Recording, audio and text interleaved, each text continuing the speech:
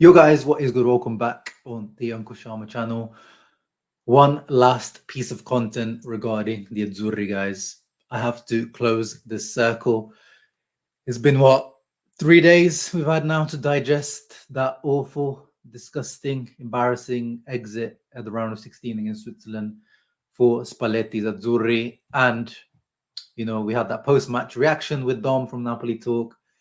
And in that heat of the moment, a lot of us, I think the poll on the live chat actually said 80% of you, or 81%, I think it was, wants to get rid of Spalletti, fire Spalletti.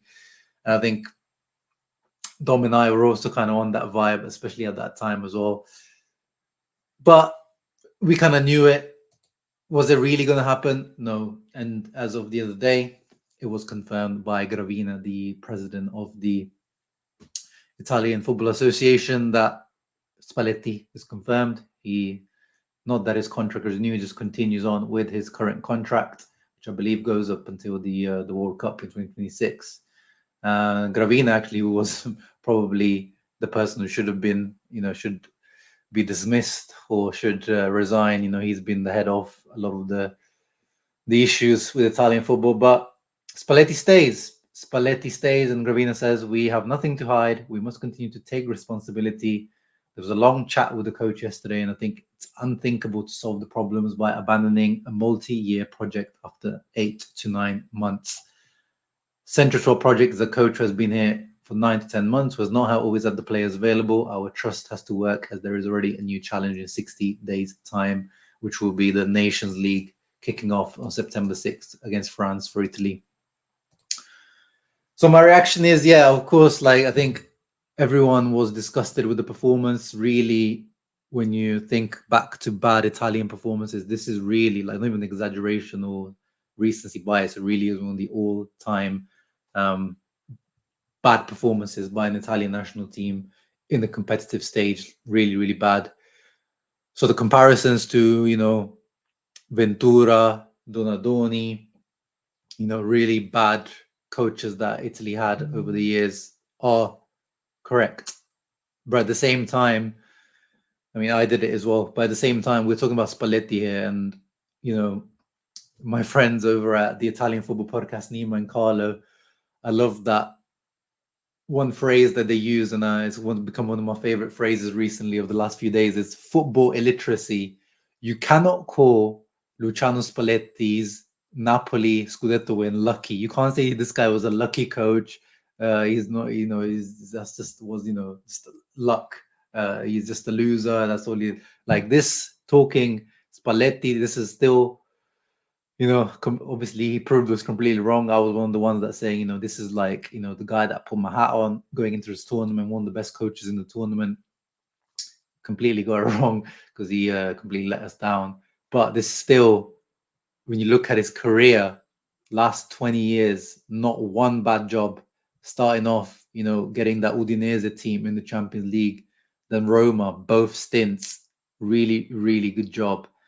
Inter, not amazing, but did the job, get back into Champions League both seasons, last day, but still did his job. Zenit won the title there. And then Napoli got them back, continue getting them in the Champions League first season, and then historic Scudetto. This guy doesn't miss. He's completely shut the bed in this tournament. I agree. Maybe he should have been fired, but who's out there available? Only guys available are Ranieri, Allegri. I guess you got to give him that one more chance. The World Cup was really, going into this tournament as well. I said, get to the quarterfinal. Let's build towards the World Cup. But he didn't give us anything really to build towards the World Cup. So I've come up with a set of commandments for Spalletti moving forward now that, he's staying. We've got no choice. He's staying unless he has a disastrous Nations League and starts to put our World Cup qualification, which actually now is easier, the World Cup qualification, because they've opened it up to even more teams. The World Cup, the next stage of the World Cup group stage will be, I think, what is it, 42 teams or something crazy like that. So qualifying for it is actually a lot easier. But again, we need to get there. So that's, objective number one. I don't really care about the Nations League. Get to the World Cup. And these are my commandments now for Spalletti. So, and also this is building on his own comments after, the press conference he had the other day. So he had a press conference straight after, obviously, the day that we lost, and then the day after, before Italy, the team returned to Italy. He held a press conference with Gravina on, with a bit of a cooler mind, without the excuses of the, Inter players and all that. So one mistake, we made many mistakes. I think the only one decision he got right was like putting Zaccagni on against Croatia. That was like the one decision he got right the whole tournament. And even that was probably a little bit too late.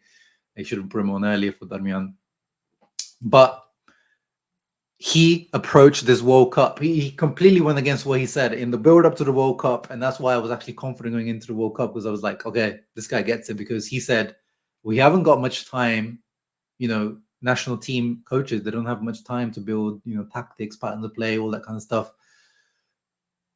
I've got these inter-blocker players. They play a 3-5-2. Most of the Italian teams play 3-5-2 or variation of that. Build using this knowledge and block. He's a guy that doesn't really care about formations too much, but you have to have a basis, a foundation. So he said, I haven't got much time. I'm going to build off this. But then he went completely against it. His squad selection hinted that he wanted 3 at the back or 5 at the back formation, but then for most of the tournament, he ended up playing 4 at the back. So he needs to now approach this, and he admitted that I probably, not every coach is suited to being a national team coach. It's different. It's a different job, guys. The amount of time given makes a completely different job, and he admitted that he probably has to. I did like that about Spalletti as well. He took it on the chin. He admitted his failures, the responsibilities that he maybe has to make, adjustments about being a national team coach. So that's the first thing. Get your CT in Italian, commissario tecnico, which is, the technical officer directly translated. But it's different from being a coach. You are the selector. You have to select a group of players, 26-man squad, and of course, you're coaching as well, but you're not really like a coach in club sense. So he needs to get that switch that this is not a club. You can try to create a club feeling, when a lot of coaches try to get that club feeling, because you get, players want to have that excitement as well playing for the national team. But himself, he needs to understand that it's a little bit more short-term thinking when you go into a tournament. But at the same time, now he has 2 years to build now. So now all that tinkering, all that experimenting that he's been doing the last few in this tournament, which he shouldn't have done. He shouldn't be experimenting and tinkering in a tournament. He can start to do that now. But at the same time, don't play players out of position. That's my commandment number 2 for Spalletti. If you're going to call up, like, let's say, like, an example is Di Marco, Buongiorno.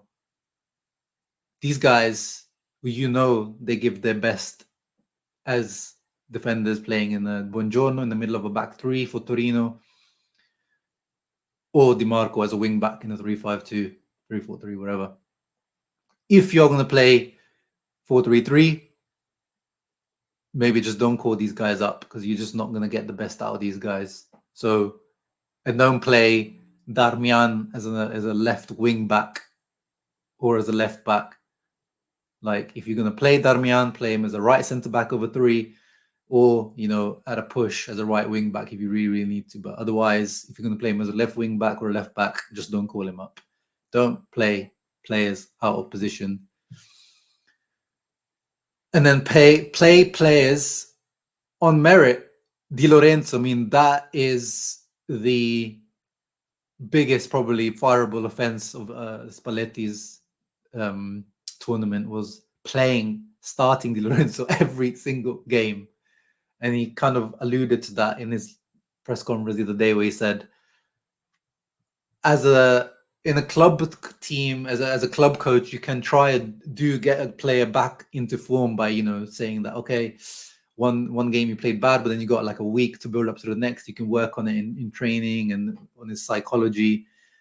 You're going to tell him, like, you're going to start again, and you can get a reaction out of him. In here, it's like you've got You play a game, you're in to stank it out. You've only got like 3 days to the next game. You haven't got the, as he said, the time to get that emotional, that psychological, time to play on those types of things. So, and then again, it should be just easy, like especially in the tournament phase, play the guys that are in form. Di Lorenzo's coming off a stinker of a season, and don't call him your son. Don't play favoritism in public as well. Like the players are going to look at that and say, like, look, this guy's stinking on the pitch, and this guy's defending him in public, and then starting him every single game when he doesn't deserve to. So play players on merit, and also call them up on merit. In the season when players are playing in form, whether they're playing for smaller teams, mid-table teams, or top teams, players in form should be rewarded, especially if they fit your style of playing possession. And then also ahead of it, this is, I think, the last point is a little bit, it's been exaggerated. Like, every time Italy lose, it all becomes like, oh, where's the Del Pieros, where's the Tottis, where's the Pirlos, where's the Cannavaros, all this kind of like kids don't play in the streets anymore, and like where's the street footballers, all that kind of stuff. Like, it's true, that is true. We don't produce Tottis and Del Pieros and Baggios, but you've seen these other teams. The point isn't that strong. In general, Italian football needs to improve on integrating youth and improving the way they develop, for sure, 100%. But that's not the reason why Italy lost to Switzerland in that embarrassing way. And you can see in this Euros, some of these teams are stinking up the Euros, the way that Portugal went through yesterday, the way France went through from an own goal the other day, the way England have been going through. No one's really playing that well aside from Spain, really, and Germany.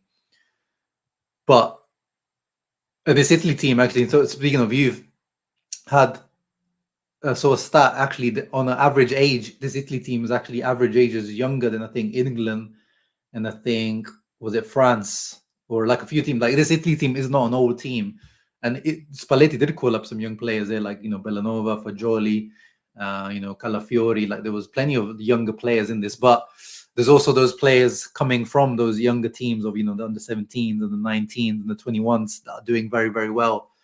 Of course, this also depends on the clubs actually start playing these players, but ahead of the 2026 World Cup, start integrating this youth as much as you can, so you can have a larger pool of players to rely on as well, and not just for your own, looking at it from Spalletti's angle. You got to look towards the future of Italy as well, start developing these players. Mancini, he called up Zaniolo before he even played for Roma, and then Zaniolo did well for Italy, and then it kind of forced the hand of Roma to go like, okay, this is a really, really good player.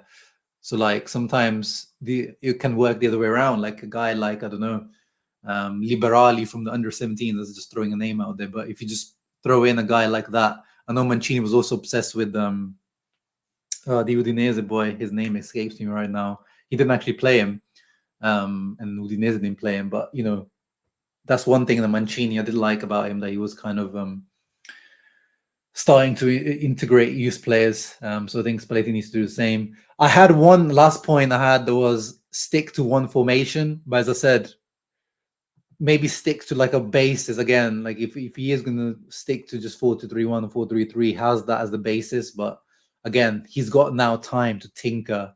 And he said, like, I think the problem was he tried to overcoach his team throughout this tournament. Like, he tried to play progressive attacking football, and he tried to be a high pressing team. Kept talking about like, we can out Spain. Spain are not the only team that play football well. We can do that. Again, this is not club football. We haven't got the time to teach these patterns of play, to have this coaching time. Now you may have slowly, over the next year or two, to start implementing these things. But you got to be pragmatic. You got to understand. He said it, that maybe these players can't do the style of football I want to play. So don't play it. Just don't play it then. Don't try to high press. Don't try to play the football that your Napoli team tried to play. That's what I think he tried to do. He tried to bring the Napoli style into Italy. But at least have a basis of what you're going to build this team around. We knew Mancini's basis was a 4-3-3. What's your formation, Spalletti? Stick to it as much as you can. But yeah, guys, these were my commandments for Spalletti, who is now staying on as Italy coach. What are your commandments? Any ones that you would put in the chat? Let me know in the comments down below. Leave a thumbs up, subscribe to the channel, and probably won't see any Azzurri content for the next few months. So this is the last bit for the Azzurri, Forza Azzurri. Hopefully we can recover and have a better path, qualify to the World Cup and have a better World Cup 2026. Ciao ragazzi, Forza Azzurri, Forza Spalletti, I guess.